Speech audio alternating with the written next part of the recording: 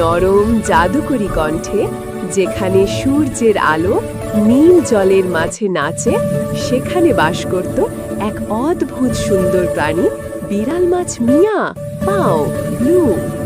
সে ছিল অর্ধেক বিড়াল, অর্ধেক মারমেড। ঝলমলে নীল লেজ আর মুক্তার মালা পরে সে ছিল সমুদ্রের রাজকন্যা। ওয়াও! মিয়া প্রতিদিন সকালে প্রবালের বাগানে ঘুরে বেড়াতো। সে ছোট মাছদের গল্প শোনাতো, হারিয়ে যাওয়া মুক্তো খুঁজে বের করত, আর গান গাইতো এমন এক সুরে যা শুনলে সমুদ্র হাসত। সা কিন্তু একদিন হঠাৎ করে সমুদ্রের আলো নিভে গেল। ও অন্ধকারে ভেসে উঠল এক রহস্যময় ছায়া। ওটা ছিল অক্টাভিয়া, এক দুষ্ট অক্টোপাস ডাইনি।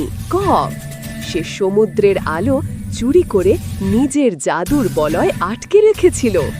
মিয়া জানতো আলো ছাড়া সমুদ্রের প্রাণীরা টিকতে পারবে না, তাই সে সাহস করে বেরিয়ে পড়ল আলো ফিরিয়ে আনতে। সে বেরিয়ে গেল গভীর অন্ধকার গুহা, কথা বলল প্রাচীন কচ্ছপ টবির সঙ্গে, আর শেষে পৌঁছে গেল অক্টাভিয়ার জাদুর গুহায়।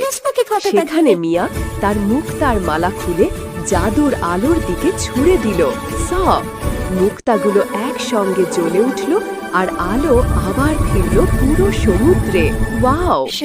অক্টাভিয়া তার ভুল বুঝতে পারল, আর মিয়া তাকে ক্ষমা করে দিল। তারপর থেকে সমুদ্রের প্রতিটি প্রাণী মিয়াকে বলে, আমাদের ছোট্ট আলো, সমুদ্রের বিড়াল মাছ রাজকন্যা ক্যাট পিঙ্ক। যদি তোমার ভালো লেগে থাকে মিয়ার গল্প, তাহলে লাইক দাও, শেয়ার করো আর সাবস্ক্রাইব করো কার্টুন বাংলা চ্যানেল।